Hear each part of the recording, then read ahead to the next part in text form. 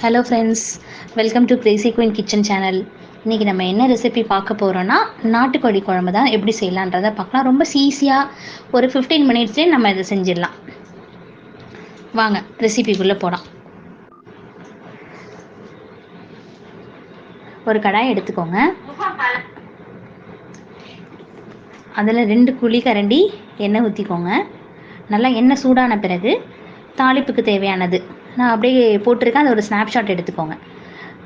பெருஞ்சீரகம், பிரிஞ்சி இலை, பட்டை, கொஞ்சம் லவங்கம், கல்பாசிப்பூ எல்லாத்தையும் எடுத்து நல்லா இந்த எண்ணெயில் நல்லா கொஞ்சம் தாளிச்சிட்டு, நான் ஒரு 20 சின்ன வெங்காயத்தை எடுத்து 2 குட்டி குட்டியாக நறுக்கி வச்சுக்கிட்டேன். நல்லா சின்ன வெங்காயத்தை போட்டு நல்லா வதக்கி விட்டுக்கோங்க. சின்ன வெங்காயம் போட்டால் நல்லா டேஸ்ட்டாக இருக்கும். உங்கள்கிட்ட பல்லாரி வெங்காயம் இருந்தாலும் ஒரு 2 பல்லாரி வெங்காயம் போட்டுக்கோங்க. அப்புறம் நான் ஒரு 4 டீஸ்பூன் இஞ்சி பூண்டு பேஸ்ட்டு போட்டு அதையும் நல்லா வதக்கிக்கிட்டேன்.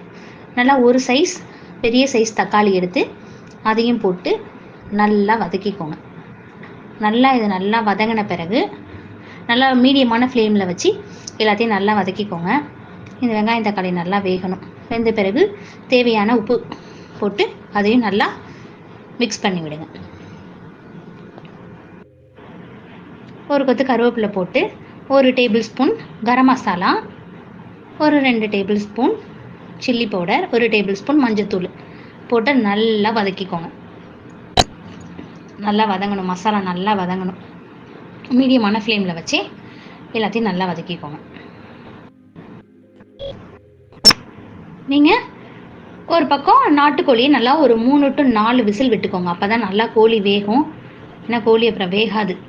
அதனால் ஒரு 4 விசில் விட்டு நல்லா கோழியை நல்லா வேக வச்சு குக்கரில் எடுத்து வச்சுக்கோங்க. இந்த வதக்கினதில் அந்த குக்கரோட சிக்கனை கொட்டி நல்லா கலந்து விட்டுட்டு ஒரு 3 டேபிள் ஸ்பூன் சில்லி பவுடர் போட்டு அதையும் நல்லா போட்டு கிளறி விட்டு ஒரு மீடியமான ஃப்ளேமில் வச்சு வேக விடுங்க. அப்புறம் இதுக்கு நம்ம தேங்காய் அரைச்சி ஊற்றணும்.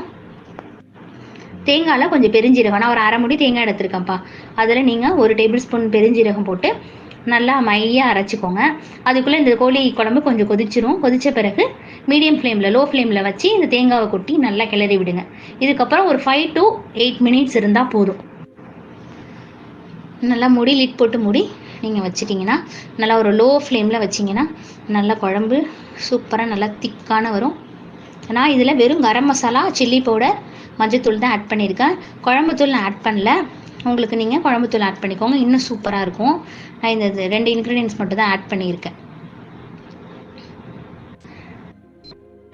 நல்லா லோ ஃப்ளேமில் வச்சு நீங்கள் திறந்து திரும்ப கிளறி விடுங்க. நல்லா எண்ணெய் பிரிஞ்சு சூப்பராக ஒரு நல்லா திக்கான கன்சிஸ்டன்சிக்கு குழம்பு வந்துடும். ஸோ வரும்போது கொஞ்சம் நீங்கள் கொத்தமல்லி, புதினா இதெல்லாம் போட்டு நீங்கள் நல்லா மூடி வச்சிட்டிங்கன்னா சூப்பரான ஒரு அரோமா இருக்கும். நல்ல ஒரு ஸ்மெல் கிடைக்கும், சூப்பராக இருக்கும். கண்டிப்பாக ட்ரை பண்ணுங்கள். ஈஸியாக குயிக்காக செஞ்சிடலாம் இந்த நாட்டுக்கோழி குழம்பு. சப்பாத்தி, பூரி, ஒயிட் ரைஸ், நெய் சாதம் எல்லாத்துக்குமே சூப்பராக இருக்கும். கண்டிப்பாக ட்ரை பண்ணுங்கள். பிடிச்சிருந்தால் லைக் பண்ணுங்கள், ஷேர் பண்ணுங்கள், சப்ஸ்கிரைப் பண்ணுங்கள். மறக்காமல் பெல் பட்டன் கிளிக் பண்ணி ஆல்னு கொடுங்க.